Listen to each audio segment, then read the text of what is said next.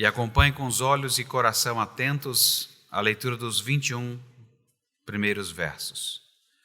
Primeiro livro dos Reis, capítulo 20.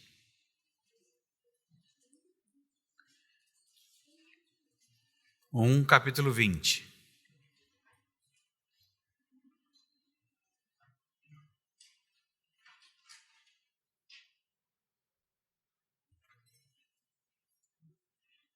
Esse é um capítulo que a gente vem numa toada com Elias, de repente, dá uma parada aqui, começando com Ben-Hadad.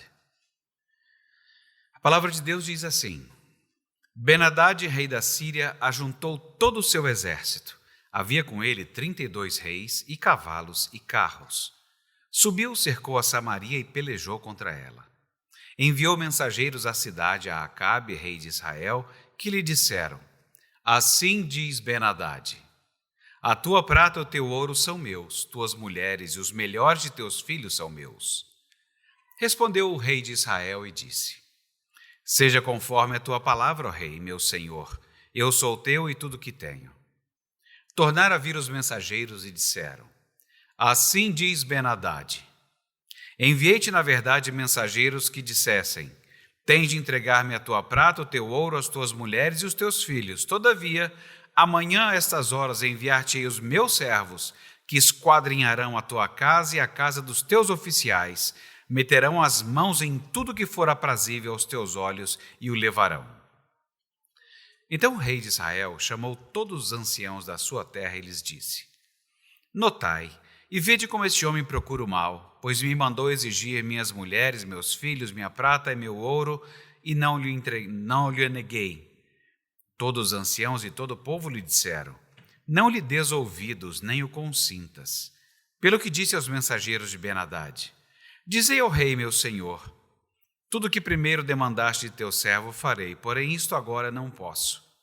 E se foram os mensageiros e deram esta resposta? Ben-Hadad tornou a enviar mensageiros, dizendo: Façam-me os deuses como lhes aprouver, se o pó de Samaria bastar para encher as mãos de todo o povo que me segue.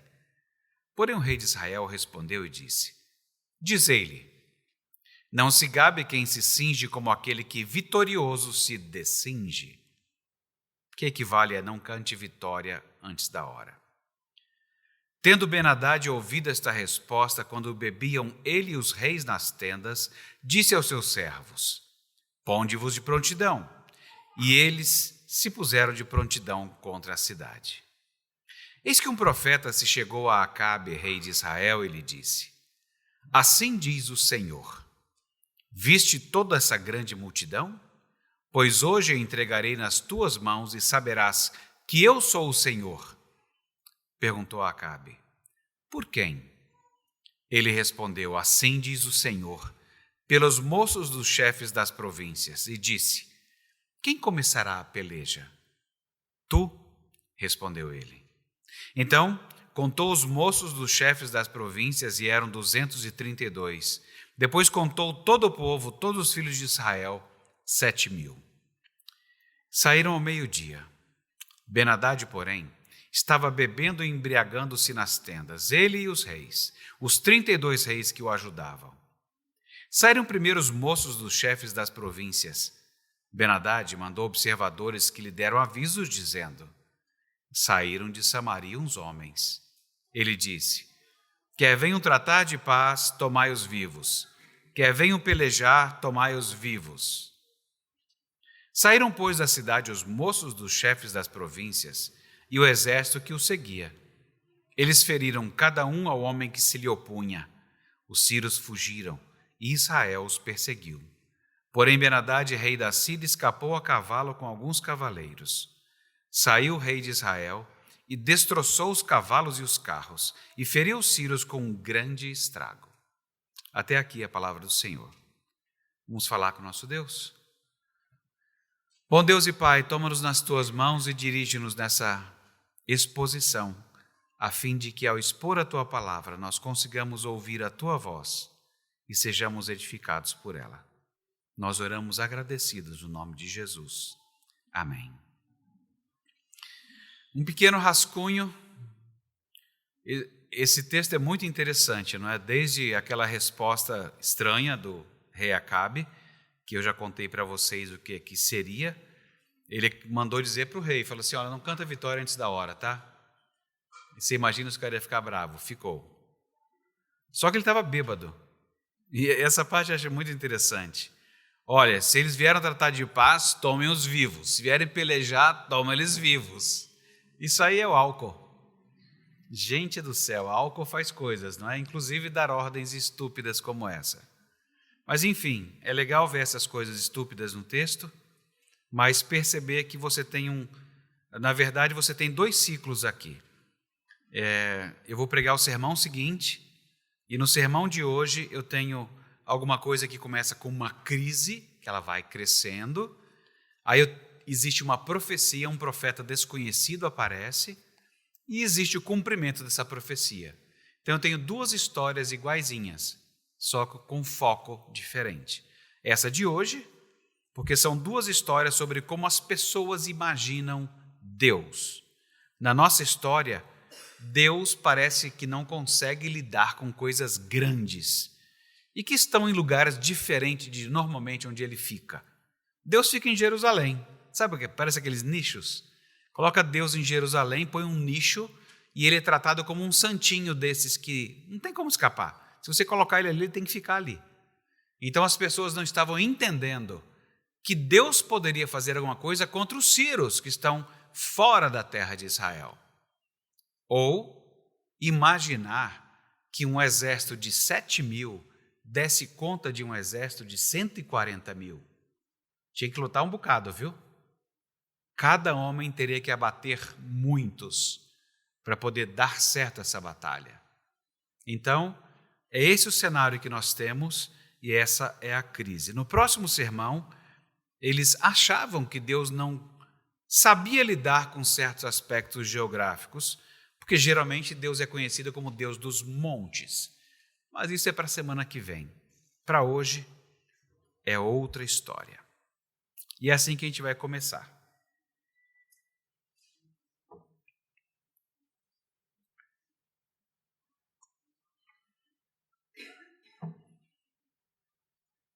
Existe uma expressão que tenta explicar a fidelidade a uma má decisão.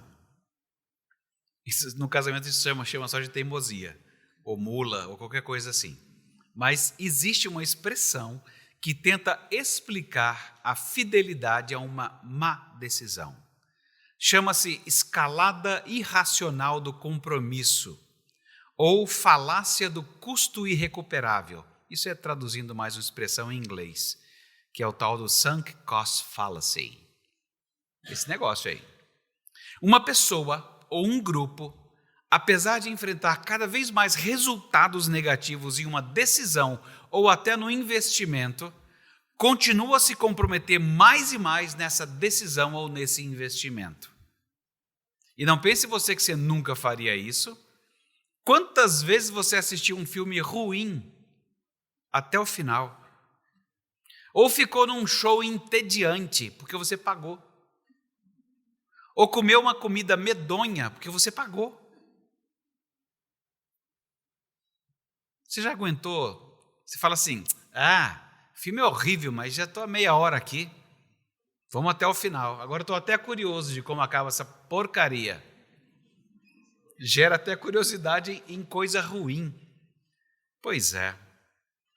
Isso me lembra de um restaurante que nós fomos, casado novo, falou, vamos comemorar, vamos sair, vamos num restaurante alemão, lá em Moema, em São Paulo. Fizemos o pedido sem entender muito bem o cardápio. Quando chegou, era um pato. Ele parecia bom.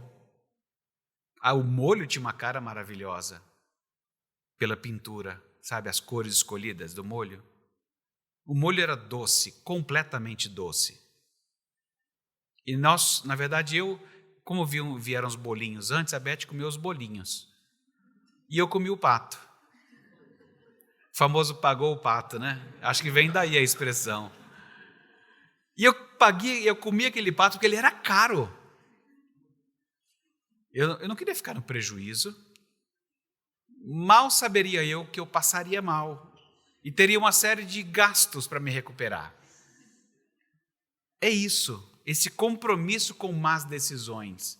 É uma coisa muito séria. Ben-Hadad certamente foi se comprometendo com uma escalada irracional de compromisso na sua incredulidade. Mas ele achava que era uma boa coisa. Acabe também estava envolvido em uma escalada irracional de compromisso, porque Acabe também não investia no reino de Deus. Quem não investe no reino de Deus está compromissado numa escalada irracional. O nosso texto mostra esta escalada irracional de compromisso, mesmo quando Deus fala por meio do seu profeta e a sua palavra se cumpre. E é isso que nós vamos ver nessa história. A função dessas duas narrativas que eu citei para vocês, a de hoje e aqui será no domingo que vem, nos versos 22 a 43, é mostrar como é que Deus intervém na história, como é que Ele controla os aspectos históricos e também corrigir a visão que as pessoas possuem dele.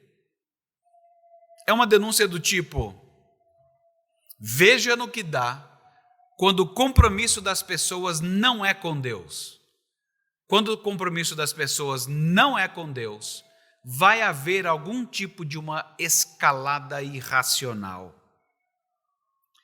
Aqui está no nosso texto uma articulação bem simples e mostra como é que Deus está presente mesmo quando Ele não é chamado. É bom saber disso, não é? Você pode não se importar com Deus, mas Ele continua cuidando do mundo que Ele criou e está presente na experiência humana. Então, cada dia, sabendo disso, é um dia decisivo. Ao mesmo tempo que Deus mostra quem Ele é, o seu poder, Ele mostra que ambos, os detentores do poder secular, no caso Ben-Hadad, e o poder do povo nominal de Deus, eu colocaria aspas aí, povo nominal de Deus, sabe aquela religião nominal? Não se falava tanto, mas hoje já se fala assim. Antes falava-se assim, ele é católico, mas não praticante. Essa expressão já pulou para os protestantes. Ele é protestante, mas não praticante. Então, nessa época já acontecia isso também. O poder secular e o poder do povo nominal de Deus, através do mau uso desse poder, você percebe como é que eles vão cavando sua própria sepultura ou selando o seu próprio destino. Na nossa história, tudo começa quando Ben-Hadad reúne seu exército, forma uma coalizão de reis e ataca Israel ao sitiar Samaria. E ele faz duas exigências simples para Acabe. A primeira, ele só quer a família de Acabe e o ouro e a prata. E Acabe fala: tá bom. Gente, dá na orelha, não dá? Só um pedido desse, como é que você responde? Está bom. Ok, pode ser assim. Aí, Ben-Hadad, escalada é sempre assim. Você viu que a pessoa respondeu e fala assim: devia ter cobrado mais caro. E lá vai ele. A segunda exigência é um ultimato cronometrado, na verdade. Ele quer o reinado de Acabe livre para que os seus servos entrem e levem o que quiserem. E aí, quando ele consulta os presbíteros menos dóceis, os presbíteros dizem: aceita isso não. Aí Acabe falou: então tá. E aí manda o recado: não vou aceitar isso que você está falando. E aí começa todo aquele conflito de palavras, que aí virou só provocação. E Ben-Hadad deixa claro, fala assim: olha, eu tenho mais soldados do que vocês. Por isso que ele fala da poeira. E Acabe diz: mas você está muito confiante antes de ter havido a batalha. Era um negócio assim impensável. Cerca de 140 mil para 7 mil, não dá nem para o comecinho da partida. Mas a resposta de Ben-Hadad, enquanto estava bêbado, foi que os seus soldados se preparassem para um ataque contra Samaria. Só se preparassem. E aí aparece esse profeta sem nome, com uma palavra do Senhor. Dada a história de Elias, a gente está preparado para ouvir uma palavra de julgamento. Porque Elias, quando chega, ele julga a casa de Acabe. Aí você fala assim, agora lá vem mais um. Pá! E aí vem o que eu menos gostaria de ler, porque a palavra de Deus fala de libertação. Apesar da improbabilidade, Deus vai entregar aos arameus, que hoje são chamados de sírios, uma grande multidão nas mãos de Acabe, para que o povo de Israel saiba que ele é Senhor. A vitória contra uma força superior será um testemunho da obra de Deus entre eles. Jeitão de Deus de fazer as coisas, não é? É grande demais? Tá bom. Ele sempre fez desse jeito. A gente já devia estar meio que acostumado. Gideão, separa só 300. O povo de Deus nunca foi numeroso. Exatamente porque nós pecadores, se tivéssemos ganhado batalha por causa do número, a gente se gabaria tanto. A gente ia falar assim, nós é nós, né? Ia pegar o Marcelo, fazer umas dublagens lá, ia ficar maravilhoso. Nós é nós, ninguém aguenta com a gente. Não, Deus faz o contrário. Para que se saiba que é Ele quem vence batalhas. A quantidade não conta. Mas sabe, quando você lê um texto como esse, eu não sei vocês, mas eu me senti o tempo inteiro assim. Falo assim, Deus, por que o Senhor se importa de falar com um povo que insiste em não querer ouvi-lo? Um povo que teima em confiar em outras coisas, em outras pessoas, que é teimoso na rejeição ao Senhor. Por que o Senhor quer falar com um povo assim? Ou então, no dia que eu estava mais calmo, eu falava assim, Deus, por que eu estou lendo isso? Para quê? Por que o profeta do Senhor deveria se importar? Por que não deixar que eles apodreçam nas suas próprias escolhas? Não é assim que a gente faz? Eu, pelo menos, eu tenho um sentimento bem pastoral assim. Deus, deixa que eles apodreçam nas suas próprias... São eles que estão escolhendo. Morram. Assim, gentilmente, né? Morram. Por que, Deus, que o Senhor se importa? Essas são perguntas que rondam a cabeça dos discípulos, nós, discípulos de Jesus. Porque nós temos escolhas de que povo deve ser ouvido, que povo não deve ser ouvido. Você vem nessa toada toda com Elias e a casa de Acabe que você aprende a detestar pela palavra. De repente me aparece um profeta de Deus. Mas você fala assim, Deus, por que você está se importando com esse povo ainda? Eles já disseram não. Eles não tiraram os altos, não deixaram de adorar outros deuses. Eles não querem saber do Senhor. Acabe nem chamou o Senhor. Ele nem falou assim, rapaz, esse cara está me apertando, preciso buscar a Deus. Ou, isso que está acontecendo é por causa da minha infidelidade, preciso buscar ao Senhor. Nada. Nada. Ele não estava buscando a Deus. Deus é que entrou na história. O que me faz perguntar de novo, Deus, eles nem pediram ajuda.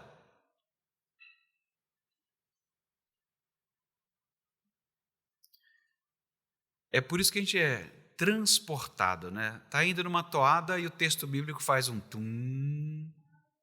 Enquanto isso, Ben-Hadad e Acabe, a gente estava numa toada com Elias, profecia contra o reino de Acabe, estava indo bem. Dá uma pausa. Enquanto isso, Ben-Hadad e Acabe, quando os batedores de Ben-Hadad relatam um avanço, e ele ainda bêbado, ele calcula mal, manda ordens descuidadas, e os israelitas, liderados pelo próprio Acabe e os jovens, eles obtêm uma vitória decisiva, embora Ben-Hadad tenha conseguido escapar. A palavra de Deus foi cumprida e temos nada sobre como foi a ação de Deus. Nós não temos nenhuma explicação de como foi essa batalha. Zero. Ou sobre como foi a reação de Israel. Será que agora eles sabem que o Senhor é Deus? Que esse era o propósito de Deus, para que eles saibam que eu sou o Senhor? Nós não temos nenhuma palavra sobre isso. Nem sobre a reação deles, nem como Deus venceu a batalha. O que para nós é um indicativo no texto. É um indicativo de não se mete com isso. Se Deus não falou, não fica perguntando. Olha só o que tem no texto. Então vamos voltar um pouco. Porque foi muito vergonhosa aquela aquiescência de Acabe. Foi uma indicação de como que a fé em Deus havia diminuído em Israel. E sabem por quê? Uma das bênçãos da aliança que Deus prometeu conceder ao seu povo foi a vitória sobre os inimigos. Mas esta bênção de vitória sobre os inimigos, junto com muitas outras, dependia da fiel obediência de Israel à vontade de Deus. O reino de Acabe não foi um tempo de fé nas promessas de Deus ou obediência à sua lei. Quando confrontado com a exigência de Ben-Hadad, Acabe não parece ter pensado em voltar-se para Deus ou procurar renovar a aliança da nação com ele. Deus não era o grande recurso da nação. Ele apenas olhou para a dura realidade militar que enfrentava e atendeu a exigência. E quando ele atende o que o profeta disse, parece mais, sabe, cara, eu já acendi uma vela para o diabo. Agora me aparece esse profeta. Vamos fazer, né? Vai que dá certo. Então ele estava naquela de não tinha muito a fazer. Me aparece isso. Vai que Deus está falando mesmo. Deus, que Acabe havia deixado de fora da equação, ele se intromete na situação com uma pergunta e uma promessa. Ele chega para Acabe e fala: você viu toda essa grande multidão? E acrescenta: hoje eu a entregarei nas tuas mãos. Quem é que esperava isso? Você eu não sei, mas eu não esperava. Eu acho que ninguém esperava isso aqui. Por que Deus deveria prometer vitória ao iníquo Acabe? Eu fico lembrando da minha avó com meu tio. Meu Deus, porque alguém se importaria com meu tio? Deixa ele morrer. Mas a minha avó falava: não, cuida dele. Tinha mais cuidado com aquele miserável do que com os outros irmãos que eram legais. Parece coisa de família, não parece? Acho que a gente podia pensar em várias pessoas e falar assim: por que você cuida desse torto e não investe mais a sua vida nesse outro lado aqui? Tem sempre essa fala. E a gente pergunta de novo: Deus, por que prometer vitória ao iníquo Acabe? Por que isso não deixou os Círios fazerem picadinho dele? Vou nem dizer que eu ia gostar, mas seria justo, seria adequado vê-los apenas mortos. E nós cá estamos, face a face com o mistério e a majestade da graça de Deus. Porque eu acredito que qualquer um de vocês que está aqui hoje, porque é servo do Senhor, está aqui pela mesma razão. Qualquer um poderia ter olhado para nós e dito: por que esse aí? Por que o senhor está gastando tempo com isso? Qualquer um de nós. E agora cá estou eu, irritado com Acabe. Como é que pode, né? A gente é alcançado pela graça e depois se irrita com a graça. É estranho. Mas aqui está diante de nós o mistério e a majestade da graça de Deus. Acabe não merecia nada além do julgamento de Deus, mas Deus, com incrível paciência, dá a este rei detestável mais uma evidência de que o Senhor Deus era real e digno de devoção de todo o coração, de todo o povo e também do rei.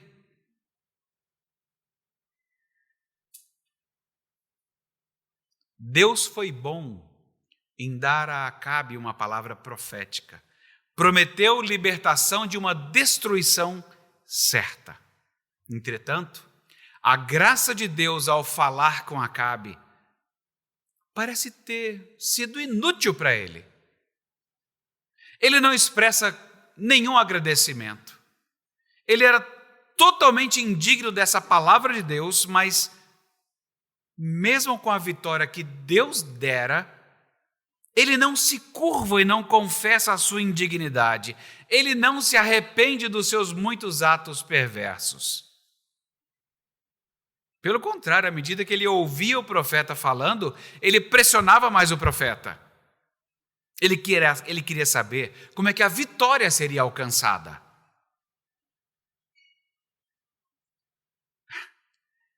Tem hora que a gente se depara com gente atrevida, né?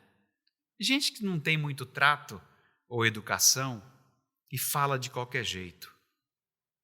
É como uma pessoa que às vezes liga para você, ou liga para o seu celular ou para a sua casa, como era antigamente, né? Ligou para a sua casa, não se fala mais assim. Mas alguém que liga para o seu celular e fala assim: oi, o Rodrigo está aí? É que eu olhei para você agora, entendeu? Oi, o Rodrigo está aí? Falei, oi, não é assim que a gente fala, não? Ignorante. Então, a gente estranha essas coisas. O profeta está lá dizendo alguma coisa em nome de Deus e Acabe está só... Mas como é que vai ser? Quem vai começar? O interesse era totalmente outro. Ele só queria mais informação de como a vitória seria alcançada. E aí vem a parte impressionante de novo, porque o profeta de Deus responde. Essa era a hora que se eu tivesse sido escolhido naquela época, eu ia virar e falar assim: se vira. Viraria as costas e sairia. É por isso que Deus não me chamou e nem me fez nascer naquela época. Eu não prestaria para o serviço. O profeta respondeu às perguntas, o que equivale a Deus respondeu, mesmo quando perguntado de modo não educado. O próprio Acabe deveria dar o sinal de avançar, junto com os jovens líderes das províncias. Acabe ainda seria punido pelos seus pecados. E isso a gente vê na história. Então a gente já sabe que ele vai ser punido pelos seus pecados, que ele não respondeu à graça de Deus. Mas a gente fica, talvez porque a gente saiba o final, a gente fique um pouco incomodado, né? Fala assim: Deus, por que o Senhor foi tão bom? Essa é a pergunta que você deve fazer para você mesmo. Por que o Senhor é tão bom para comigo? Por quê? Porque Deus pode transformar uma situação ameaçadora em salvação para se dar a conhecer, mesmo por meio de alguém que não se importa com ele. Afinal de contas, quando alguma coisa assim acontece, não é só Acabe que está vendo a situação, o povo está vendo essa situação, as pessoas estão envolvidas nisso. E como a gente sabe o texto de Lamentações 3:22, as misericórdias de Deus são a causa de não sermos consumidos. Quando você tiver que responder isso de você mesmo, fala assim: Deus, como é que o Senhor tem tanta paciência para comigo? Fala assim: então, é a minha misericórdia. Ela é a razão de eu não acabar com a sua vida. É a minha misericórdia. Parecido com Acabe, às vezes, a gente tem crido que Deus é capaz de nos livrar da morte no juízo final, mas não dos meus muitos pecados de hoje. Esquisito, né? Porque a questão aqui é numérica. O foco do nosso texto é uma ideia com os números, a capacidade. E Deus está dizendo: eu tenho capacidade de lidar com qualquer número, com qualquer tamanho de vida e pecado. Mas às vezes a gente acha que Deus vai saber lidar no juízo final, mas Ele não dá conta dos meus muitos pecados de hoje. Deus é capaz de preparar uma grande festa de casamento, Cristo e a igreja. Mas Ele não consegue lidar com os meus muitos problemas no casamento hoje. Gente, isso é muito Acabe, não é? Isso é muito Acabe. Que é uma questão com os números. Não crer no Deus Todo-Poderoso. Vocês saberão que eu sou o Senhor. Eu sei lidar com grandes quantidades.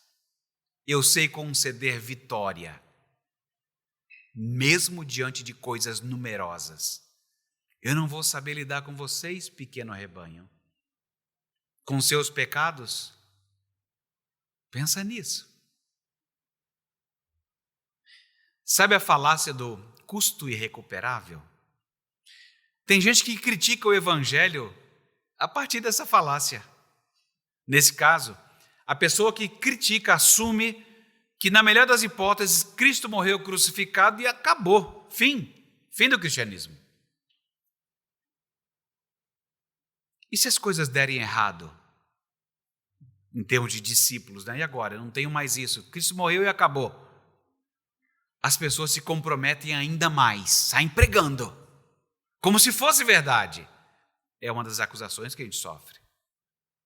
Porque algumas pessoas entendem o cristianismo assim. E que as pessoas pregam mais para desviar a atenção daquela derrota na cruz. Gente, o homem morreu na cruz. Saiba de uma coisa? Esse pensamento estaria correto se o cristianismo fosse o que eles dizem que é. Agora, se o que Jesus falou for verdade desde o começo, nós temos outro cenário. Jesus começou o seu ministério dizendo que, olha gente, eu vim para morrer. O que, aliás, em termos de mensagem, o pessoal nem gostou muito no começo. Porque além de não entender o que ele estava falando, ninguém quer ouvir mensagem de morte, é aniversário, festa, balãozinho. Ninguém quer ouvir falar de morte. E Jesus o tempo todo dizendo, eu vim para morrer.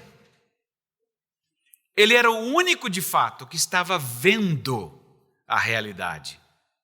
Ele sabia que para eu desfrutar de uma festa de aniversário, alguém precisa morrer. Para eu desfrutar de paz, alguém precisa morrer. Para nós desfrutarmos de qualquer coisa boa nessa vida, alguém precisa morrer. Às vezes a gente esquece disso, né? Sabe, aquela coisa lá do Gênesis, de as pessoas tentaram, Adão e Eva tentaram fazer roupinha para eles, e Deus falou assim, não, vai ser de couro, eu quero que seja de couro. A preferência de Deus não é por causa do couro, ou que Ele é que é o rei da moda. Não. É que precisa haver uma morte para você ser coberto. Sem morte, não tem jeito. É por isso que a gente sempre anuncia o evangelho que inclui a morte de Cristo. Terá a ressurreição, mas a necessidade da morte. Por isso que ele era de fato o único que estava vendo a realidade. Qualquer pessoa que desfrutasse de algum tipo de vitória precisaria morrer. Então, do ponto de vista da Bíblia, antes mesmo que Jesus se encarnasse, ele assumiu que viria para que a má decisão feita pelo ser humano fosse paga, perdoada, quando o Filho de Deus se encarnasse e assumisse a nossa culpa e depois de ressurreto, com auxílio do Espírito Santo, moldasse as pessoas para responder como ele respondeu, vitorioso. Para responder como ele. Gente, eu até entendo que Jesus ser o noivo e a igreja a noiva não parece uma boa decisão. Parece um negócio muito esquisito. Porque alguém devia ter chegado para Jesus e dito, Jesus, você sabe quem é essa noiva? A igreja. Eu vou dar um toque para o senhor. Ela é infiel. Ela ama seus próprios apetites. Ela é volúvel, ela é mandona. Ela é destruidora de caráter, ela é ingrata, ela é imoral, insubmissa, enfim. Ela é uma péssima decisão de casamento. É isso mesmo que o senhor quer? Esse casamento com a igreja? Gente, ninguém precisa contar para a gente o que é igreja. Para, como é que o senhor faz isso? Um dia Paulo escreveu aos Romanos assim, citação: dificilmente alguém morreria por um justo, pois poderá ser que pelo bom alguém se anime a morrer.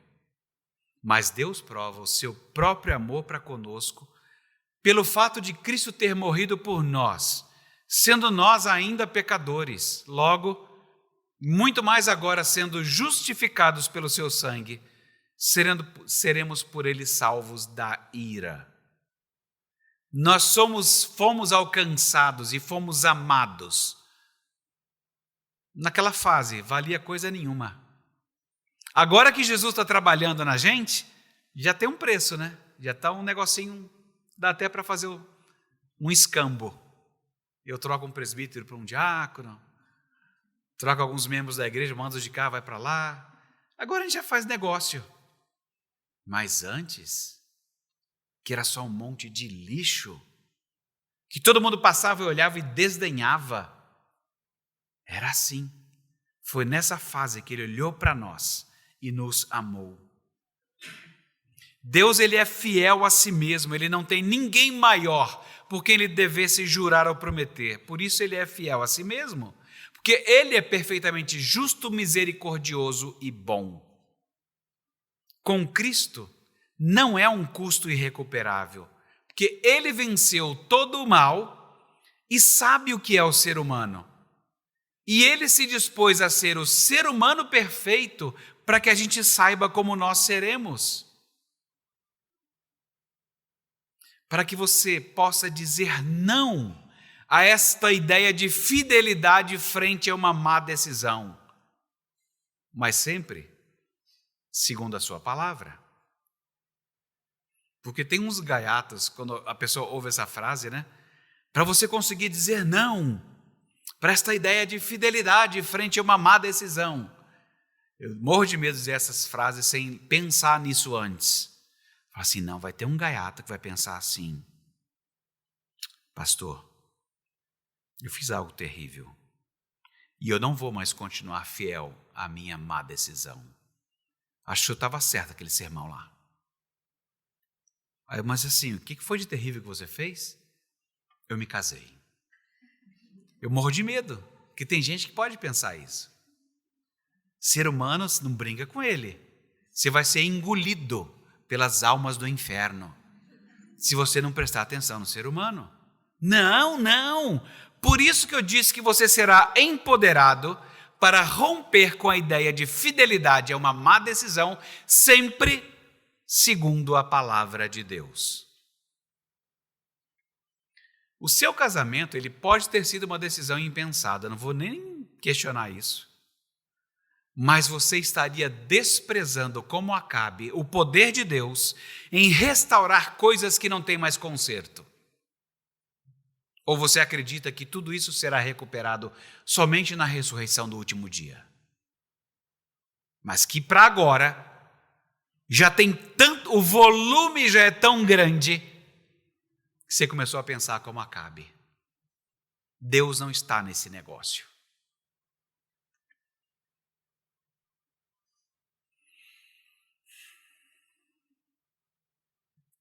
Foi assim que nós fomos salvos.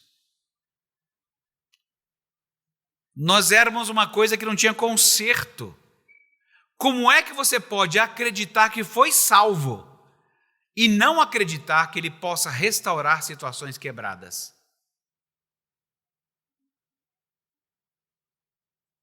Como nós ouvimos pela manhã, nós somos a carta de Cristo. Como é que a gente acredita que foi salvo por ele? Que existe conserto? mas que não existe conserto para outras situações. Vai dar onde Acabe aqui?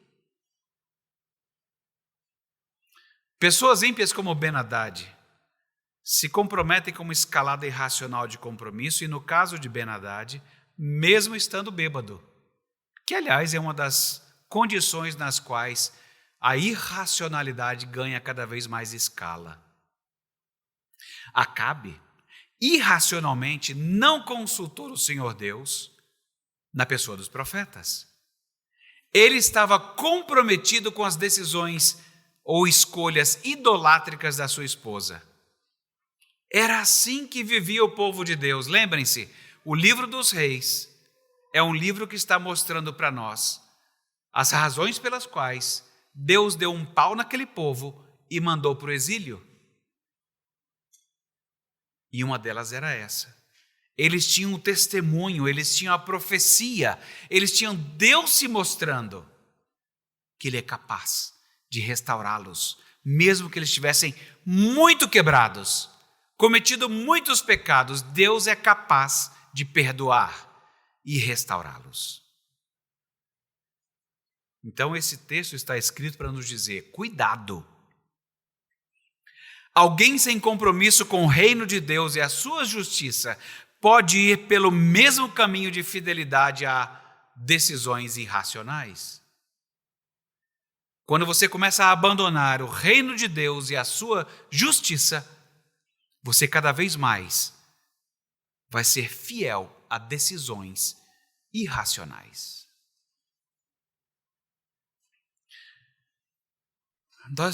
Nós já ouvimos tantas declarações racionais. Eu já ouvi tantas coisas legais no Instagram, e se está no Instagram é verdade.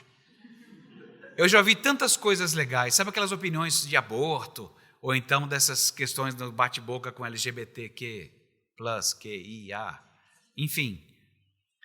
Tem um monte de gente falando tanta coisa legal. Eu só não acredito naquilo. Mas é muito legal. É bom que tem algumas pessoas racionais ainda, que sobreviveram ao grande, bomba nuclear que caiu no mundo, mas que conseguem ainda pensar racionalmente. Até gente não crente pensa racionalmente. A racionalidade está em algumas pessoas e é muito interessante. E o mais interessante é saber que a racionalidade, nesse caso, não serve para nada. Serve só para você compartilhar um vídeo, porque você achou tão racional que as pessoas têm que ouvir isso. Aí você fala assim: você não está entendendo? As pessoas estão com compromisso irracional com as coisas. E não é a racionalidade que vai mudá-los. Não mesmo. Você está achando que lacrou? Agora que esse vídeo racional foi publicado, que as pessoas vão ouvir e falar assim: ó céus, eu estou vivendo na irracionalidade. Eu tenho que parar com isso. Vai ser desse jeito? Pobre alma. Se você pensa isso, vou orar por você, para Deus tirar essa irracionalidade do seu coração, porque você está parecendo com um bando de Acabe. Nós já ouvimos tantas declarações racionais sobre o feto, sobre o que é o homem, o que é uma mulher, mas vocês já perceberam que a fidelidade permanece às decisões irracionais? Não se espantem, vocês já deviam saber de cor Romanos 1. O que aconteceu com a humanidade, afinal? E cada geração de velhinhos, como eu, vai dizer a mesma coisa. Gente, o que aconteceu com essa juventude? É muito ridículo. Eu espero não dizer isso. O que está acontecendo com este mundo? Você é besta, nunca leu a Bíblia? Para com isso. Reflete. Amadurece com Deus. Para de fazer pergunta tola. O que aconteceu foi o seguinte. Está lá escrito em Romanos. As pessoas conhecem Deus. Primeiro, não tenta provar para o descrente que ele precisa conhecer Deus. Ele já sabe quem é Deus. Ele só não o suporta. Mas ele já sabe quem é. Inclusive sabe que ele é o dono do mundo e não se conforma. É isso. As pessoas conhecem Deus, mas à medida que eles deixam de tratá-lo como Deus, recusando-se a adorá-lo, se envolve num bando de tolice e confusão e perde o sentido e a direção das suas vidas. Porque, afinal de contas, só Deus dá direção a tamanha diversidade de pessoas. Sem Ele, não tem explicação para a diversidade. E Ele foi colocado para fora. Essas pessoas vivem na irracionalidade, fingem saber de tudo, mas são analfabetos em relação à vida. Eles trocaram a glória de Deus, que tem o mundo inteiro nas suas mãos, por coisinhas baratinhas, sabe? O famoso trouxeram espelho e pente e a gente deu ouro. É isso. Coisinhas que você pode comprar em qualquer barraquinha de beira de estrada, tá bom. Desde que não seja Deus. Agora, Deus nunca fica sem testemunho. Levantou um profeta, fez a sua palavra se cumprir. A vitória de Acabe foi esmagadora. E ele não moveu 1 centímetro para se comprometer com Deus vivo todo-poderoso. Porque às vezes as pessoas só querem sinais. Às vezes a vinda a uma igreja é só porque eu preciso de um sinal. Mas não um compromisso. Eu quero manter um compromisso com a irracionalidade, mesmo sabendo que eu tenho que ir à igreja um dia. É desse jeito. Acabe permaneceu na sua escalada irracional de compromisso, mesmo diante da evidência do Senhor Deus. Gente, o nosso pecado, pensa nisso, porque a história para nós não ficou só lá em Acabe, já aconteceu um mundo de coisas, Jesus já veio, morreu, sofreu a justiça de Deus, a condenação de Deus, para que nós pudéssemos ter vida. O nosso pecado não seria muito maior se nós deixássemos de confessar Jesus Cristo como nosso único Senhor e Salvador? Ele é o maior de todos os profetas, não é um profeta sem nome que apareceu. Ele é o maior de todos os profetas. E ele não venceu só um exército local lá da Síria. Ele venceu todo o mal. O que você vai fazer com essa informação? Vai compartilhar no Instagram? Que informação é para isso, né?